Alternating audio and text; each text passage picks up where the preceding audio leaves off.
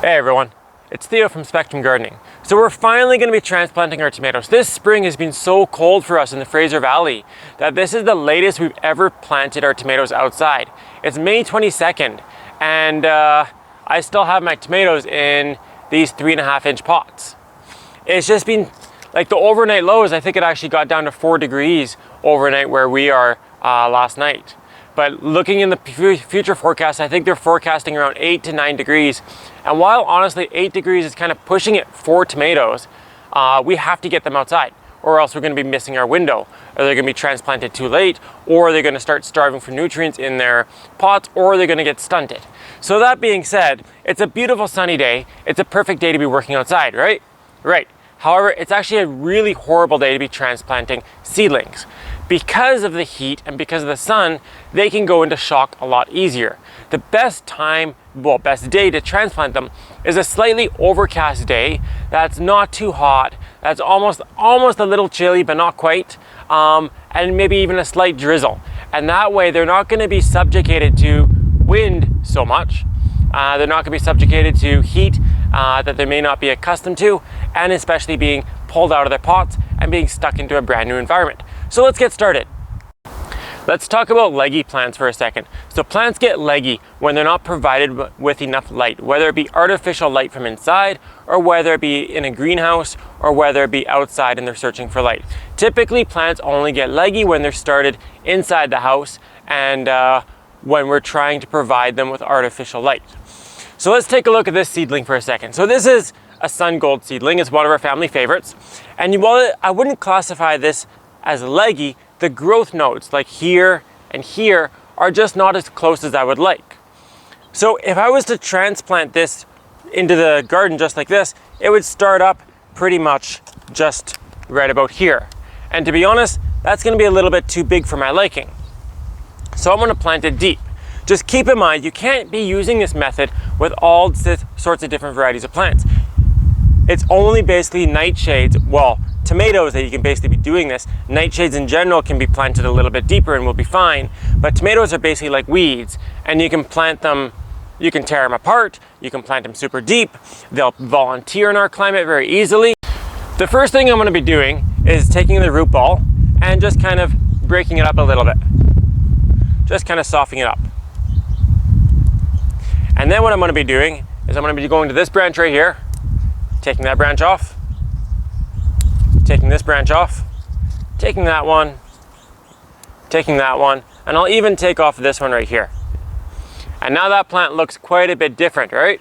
So why would I want to do that? Well, if you look closely on the plant and you see the hairs coming along here, all those hairs are a potential root system.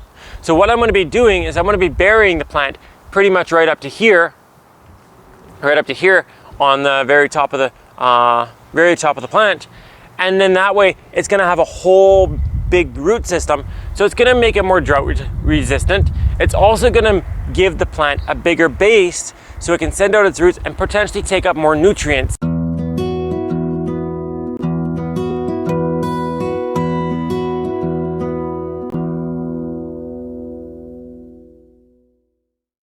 What I've done is basically dug a trench starting at my rebar, going this way, away from all my other potential plants also.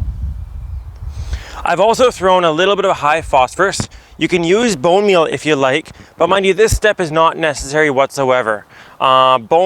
Tomatoes will create a really big root system very easily.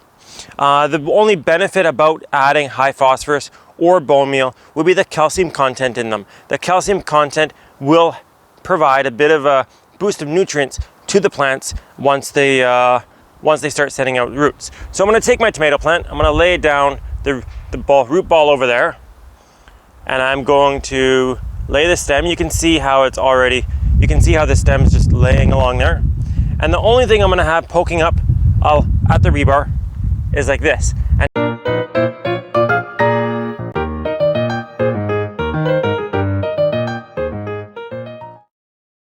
Let's do a side-by-side comparison of the plant that I just trenched down and a plant that I planted at the same level it was in the pot. So you can see this one's quite large. These plants were actually the same size, but this one I just basically transplanted at the same level. And you can see how many more leaves are on it.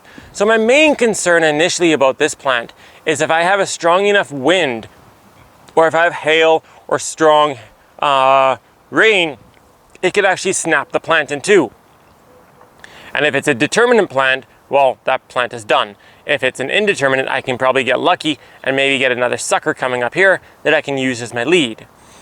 And also my other concern is, since it's so big right away, it can potentially outgrow my rebar, depending if it's an indeterminate or a determinate plant. We've had indeterminate plants outgrow our rebar before, which is partially why I like trenching them. Let's take a look at this one. So this one's been buried quite deep. It's barely sticking above the soil. So I'm not gonna have to worry about the wind coming and potentially breaking it. I'm not gonna have to worry about so much hail or the rain. I don't have to worry about tying it up right away. And plus, with the root system going all the way back here, it's gonna be more drought resistant, and it can potentially take up more nutrients versus just having a tomato plant planted like this. Now, you don't have to trench your tomatoes if you don't want to. The reason I do it, because honestly, I'm kind of lazy. I like doing stuff the easiest way possible. I would just take my homie hoe and I would just dig a trench just like this. And you can see it's relatively easy. And then I would just place my tomato plant in there. For me, that's a lot less work than taking my spade or potentially my shovel and digging something really deep.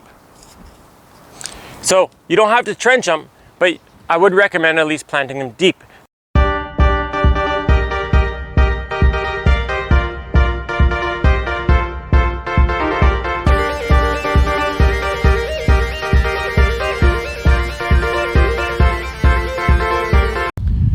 After I transplanted all my tomatoes, I put cages over my rebar. And what that's going to be doing is giving the tomatoes a little bit more support for both the determinate and indeterminate varieties. So one thing I won't be doing right now is watering them. I know it seems kind of silly, and I know like generally the knowledge is to water your plants right away. However, since today's so hot, and I explained earlier in the video, transplanting on hot sunny days is the worst thing you can be doing for your plant. I'm going to be waiting till the sun goes down a little bit, until the day cools off a little bit more. Then I'm going to come back and I'm going to give both beds a really good soak with a hose. And then that way I don't need to worry about water droplets being on the leaves and the sun rays being magnified by the water and potentially burning my leaves. Earlier when I transplanted my tomatoes, you saw how deeply I trenched them into the soil. So despite peppers being in the same nightshade family, they just don't root along their stem quite as well. With tomatoes, what you can do, you can quite literally pull off a sucker of the plant. The sucker is earlier when I transplanted my tomatoes, you saw how deeply I trenched them into the soil. So despite peppers being in the same nightshade family, I'm not going to be using the same method. The reason for that is because peppers just don't have the same ability to root as tomatoes do. What I'll be doing is I'll be transplanting them right above the soil line. So if we take a look at this one right here, it's been in the 3.5 inch pot since about March or something like that. And you can see that I've started to pull apart the roots already along there. And if we take a look at the stem right here, you can see that it's starting to root, but it just doesn't have the same ability as tomatoes. So what I'm going to be doing is I want to be transplanting it probably right where my fingers are in the garden, right along there, just to give it a little bit more extra buffer. If you were going to be planting squash, cucumbers, or melons, or things like that, you want to keep them right around the same level as when they came out of the pot. So meaning, if it was around a 3.5 inch pot like this, you'd want to dig down about 3.5 inches and keep it right about there.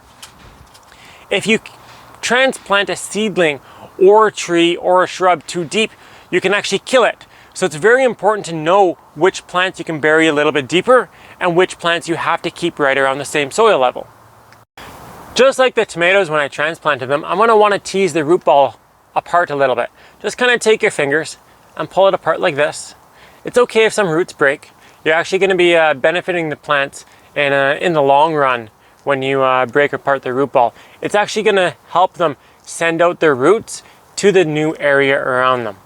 So you can go kind of a little bit more extreme than what I did. I've just kind of loosened it up, as you can see right there, just so they're a little bit looser.